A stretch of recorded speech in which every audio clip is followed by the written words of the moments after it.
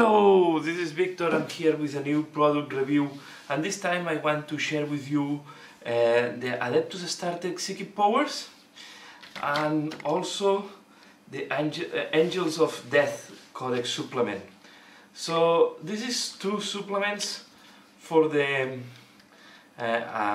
Space Marines or Adeptus Astartes, okay? And here we have new. So first of all, on the Adeptus Astartes Psychic Powers, we have new disciplines for the powers, and the first thing that we find here is a table where it's showing for each chapter, a successor chapter, what is the powers that you can use.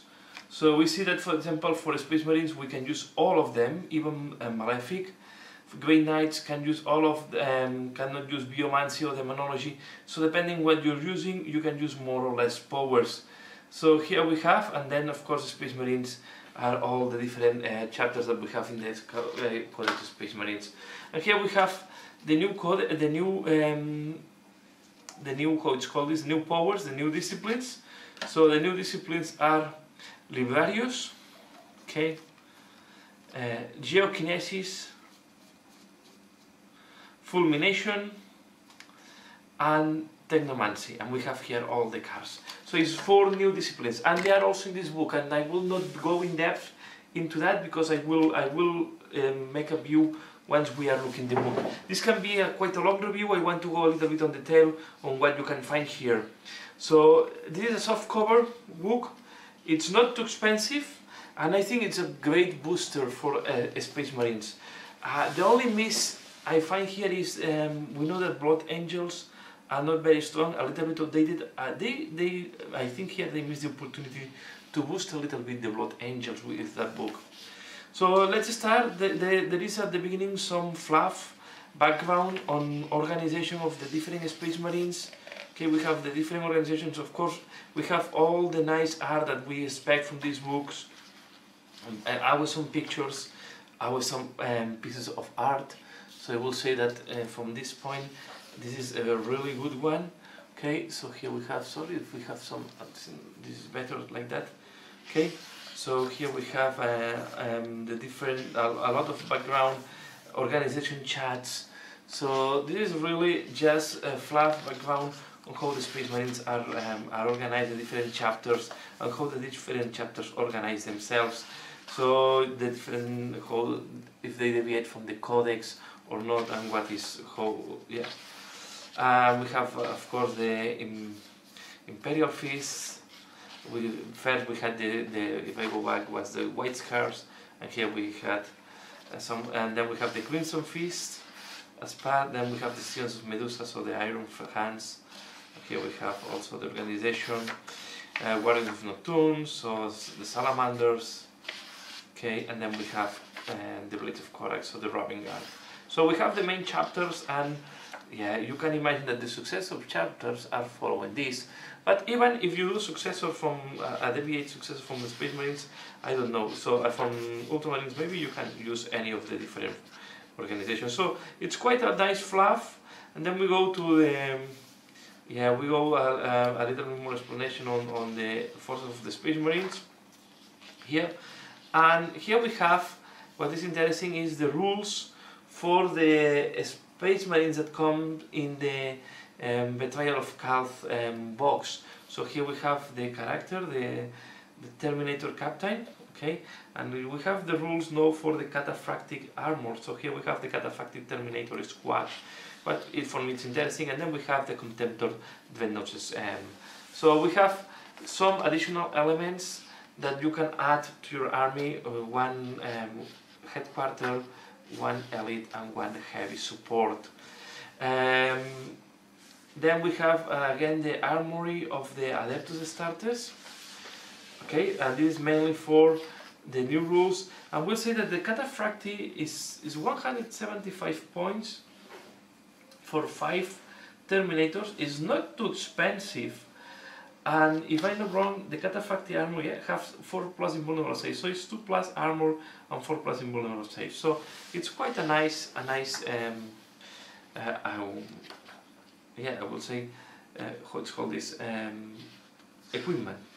Okay, we have also the new equipment, the equipment that these dudes are using, and then we start having the different formations, and some of the formations have appeared in other books. One of the campaigns that with the Tau, but here we have formations for the white scars. Okay, and I will say that, yeah, I will not go. I don't know in detail all the different formations, but they combine very well with the white scars. So here we have, for example, the first one. Oh, the first one is the most important one. Is the battle demi company for the white scars, and we will see that we have one battle demi company for each of the main chapters. So the battle demi company is composed by one captain of chaplain, 3 tactical squads, 1 devastator, and 1 unit chosen for the following. So it's assault squad, bike squad, attack bike squad, or land speeders. So if you do white scars, normally you will use, I guess, bikes. The restrictions is that non-vehicle units from these formations that are not equipped with jump packs or Space Marine bikes must start in the game embarked on a Rhino or on a Razorback. So you're forced to have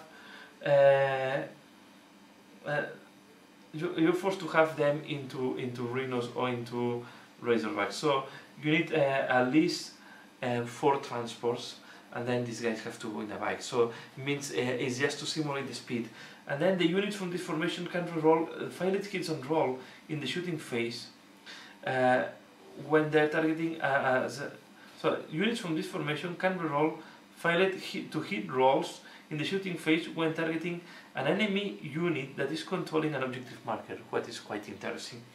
And then the mobile units from these formations, yeah, they can do additional 2d6 movement in the shooting phase, so they can shoot and move 2d6 if they are bikes or assault marines, or they can move one additional d6 if they are just normal marines, and they can embark in that movement. So it's quite really interesting. So you can go with the Rhino, disembark, shoot, and embark back into the Rhino, or the same from the Razorback. You go with the Razorback, disembark, shooting, and go back into the Razorback. So quite amazing, quite interesting.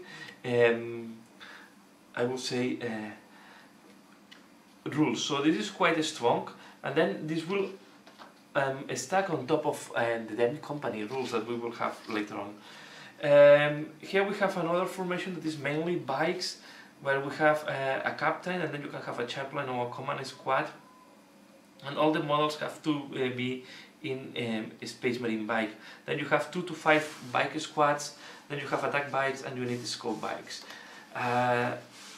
Again, very into the background.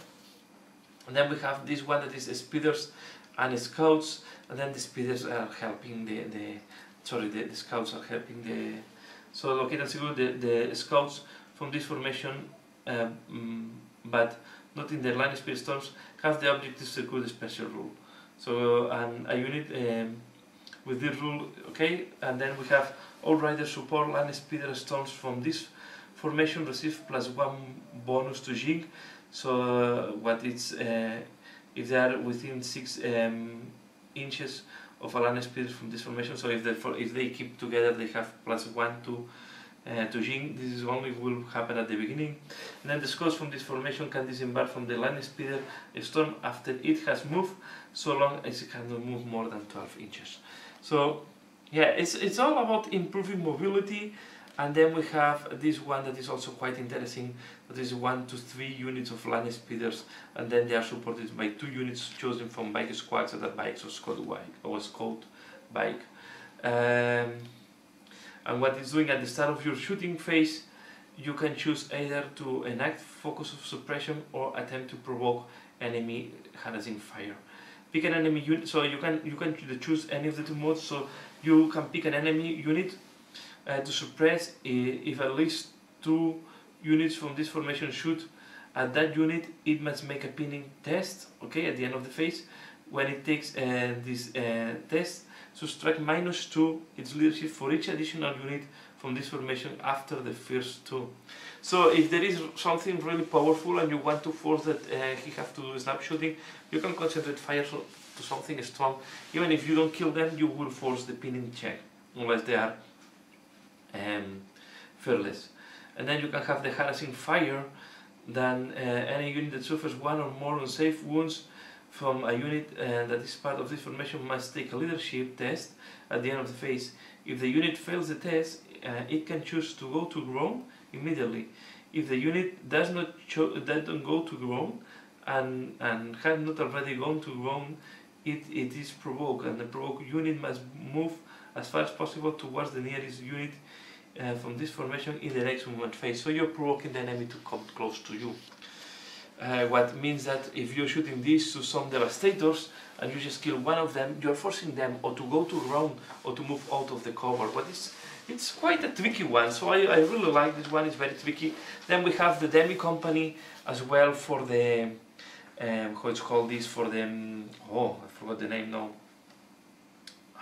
for the Raven Guard, and it's composed by, you will see that not all are composed by the same. So for example, the previous one, you in the White Scars, you can take assault squads, Viking squads, and you can take centurions, for example, in that one. That one is one chaplain or captain. This is quite standard. Then the command squad is always optional.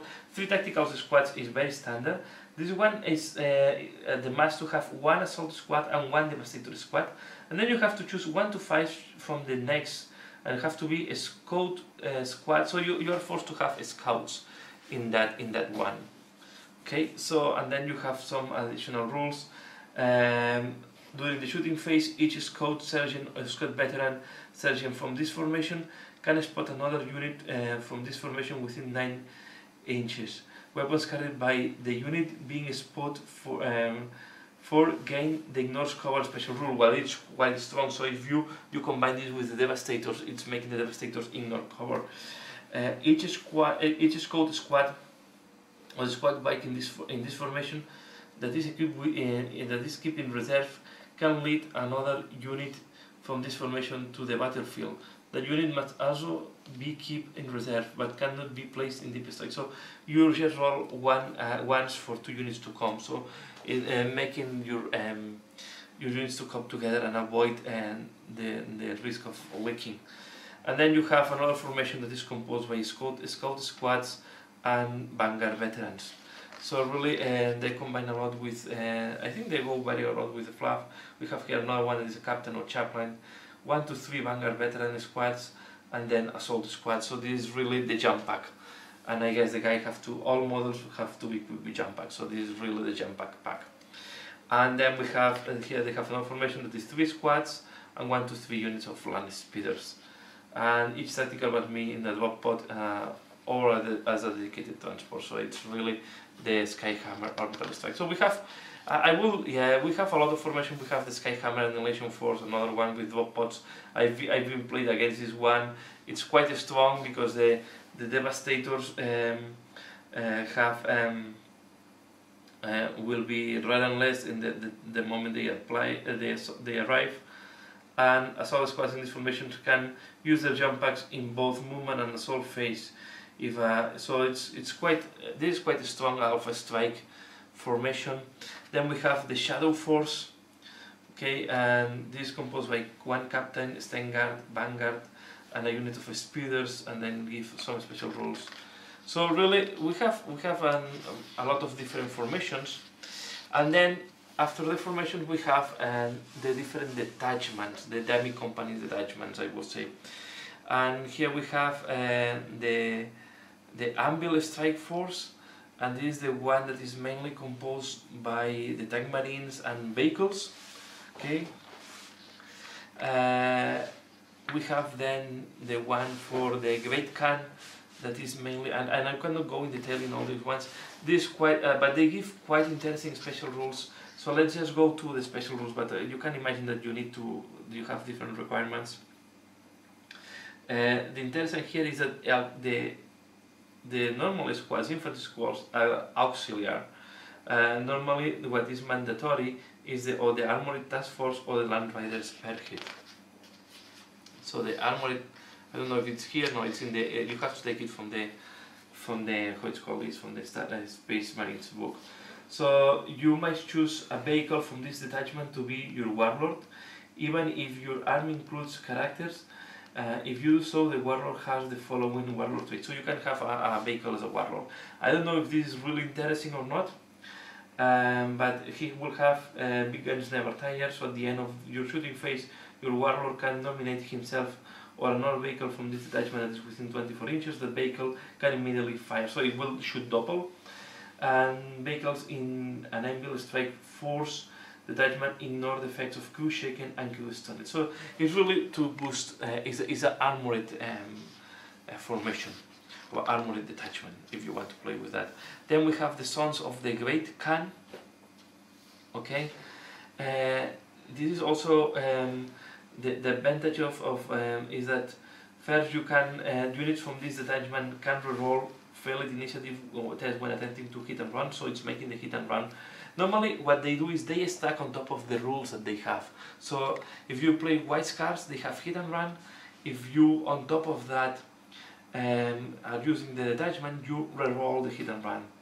Right, and the wing vehicles from this detachment that move flat out, and bikes from this detachment that turbo boost move additional, so you increase the movement. And remember that we already have additional movement if we use the demi company. So really it's the great so the Sons of the Great Khan, the Scarlet Strike Force can be very mobile. And then at the end we have, if a unit from this detachment successfully charges an enemy unit that is at least 8 inches away, it gains the Hammer of Wrath special rule for the duration of the soul phase. So if it's already has the Hammer of Wrath, it can reroll failure, so it's increasing the Hammer of Wrath. Okay. So yeah, and then we have a special warlord traits. I will not go. There is a lot of stuff here, and I cannot go into all the detail in that review. But we have also white scars, special rules, and we have some additional relics for the white scars, and we have objectives for the white scars. Okay, and then we have the Sons of Dawn.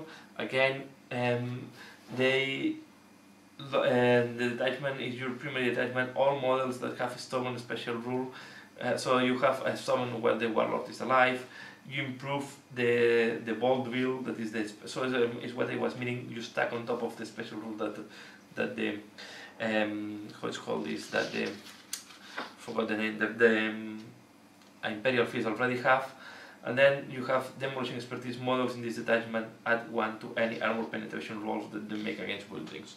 So really following the background, and yeah, and they are using the demi company from the Codex Space Marines. You can also use Centurion Siegebreaker cohort as just as your core, and you don't need to take this to have the Battle Demi company. But remember, the Battle Demi company give objective secure, so what was quite strong. And then we have again warlord traits for the Imperial Feast, and we have the Rolixos Phalanx. We have also some special missions, and then what is interesting, we also have for the Crimson Feast and the Black Templars, what are successive chapters, their own table here. So they can use this type of how it's called this detachment. The Black Templars can use their own one, and on top here we have also warlord trait for them. Then we have the Sons of Gorgon, that is the Iron Hands. Okay, that they have the Medusa Strike Force. Then the composition, they still use the Demi Company, but is the one that is a little bit different. Is the one from the page 58, sorry. So it's another one. I don't know if I skip this one. Okay. So they use the same formation that the same formation that is from the White Scars here. Okay, so it's a slightly different one, but they also have the Armored Task Force and the Battle Demi Company form. So they can use any of the different Demi Companies or the Armored Task Force. And then they have here all the different formations they can use. And what is very important here is that they increase by 1, they feel no pain. Okay, start making them very resilient. Okay, and if this detachment is your primary detachment, your warlord has 2 warlord traits instead of 1. This extra warlord trait must be generated from either the tactical or strategic traits table. If you roll twice on the same table, reroll duplicated results. So what it's making, yeah, you have a little bit of boost. I think this is the most important one. Then have roast machine spirits vehicles in the fist of Medusa strike force have the power of the machine spirit special rule while they are within 12 inches of yeah. So if they are carrying an independent character or from this detachment, or if they are within 12 inches of independent character. So quite interesting. Then again, they have their own warlord traits. They have their own gift of the Gorgon, so their own what's called these artifacts, their own objective. Then we have the Sons of Vulcan. Again, they are stacking on top of what they have, up +1 strength to all flamer weapons. If a unit from this attachment remains stationary in its movement phase, it has the fearless special rule until the start of the movement phase. And if this detachment is your primary detachment, your warlord has 2 warlord traits. Okay, it's quite similar to the previous one. And he has the Demi Company and the Stormlands Battle Demi Company. That is the other one. So depending which one, they are using different type of Demi Companies. Okay, again we have here the warlord traits, relics, and objectives. And then we have the Sons of Corax. They use the Pinion Battle Company, that is the one that have a lot of scouts. Or they can use the one from the Codex.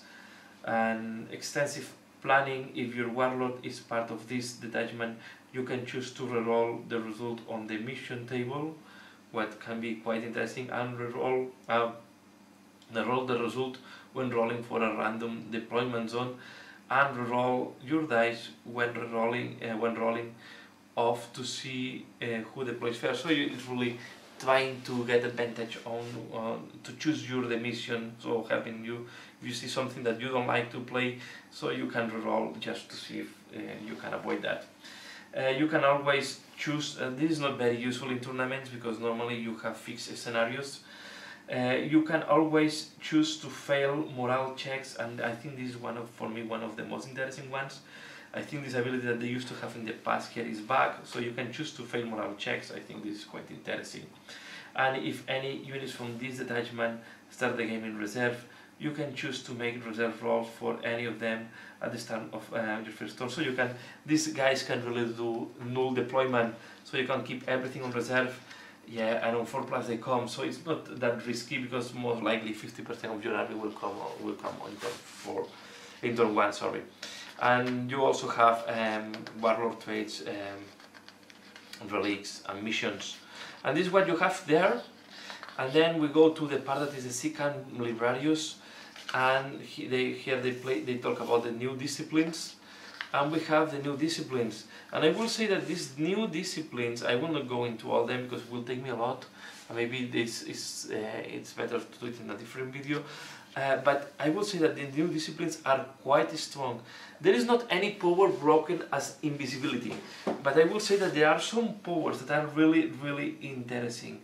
And I think this adds a lot also to the psychic powers. So even if the technomancy that can look a little bit weak, I think it's quite interesting as well. And I think there are a lot of these ones. The null zone penalty -2 to invulnerable saves, for example, there are something that is quite strong. The Bell of Time is a blessing that targets a Psyker unit. The Psyker's unit, while this power is in effect, the Psyker and its units can roll all failures and saving throws. So they are not broken as invisibility, but I think they are quite strong. So really interesting powers here. Maybe interesting to make just one video just to go into depth into these psychic powers. So this is what we have on Angels of Death. I think it's almost a must if you play Space Marines. It's a big booster. I think this combined with the Codex are making the Space Marines what they are today in the tournaments. Most of the people are using some of the formations in the tournaments, and you see the reason why. From having Film of Pain 5+ in all your army, or in most of your units in the army, to being able to move more than Eldar. So yeah, I think depending on the direction you want to go, you can really have a very fluff, versatile and strong army. That's all for now. No, yeah, just let me know what do you think about this book if you have it.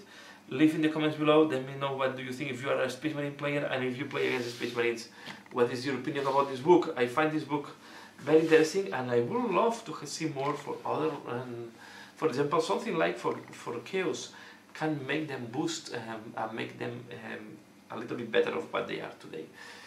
And yeah, let's see. That's all for now. Please leave a comment below, like if you have liked this video, and yeah, you can also support me just by sharing this video to other people. Let me know if you don't like it, just let me know what you don't like it. You can leave your opinion below, and if you want to support me further, I have a Patreon account. All the money that I collect in Patreon is used to improve this channel and to make, yeah, to try to have more material and more interesting topics to bring to this channel, as well as product reviews, tutorials and any other stuff that may be interesting for you. That's all for now. As usual, thanks a lot for watching, and see you again later. Bye.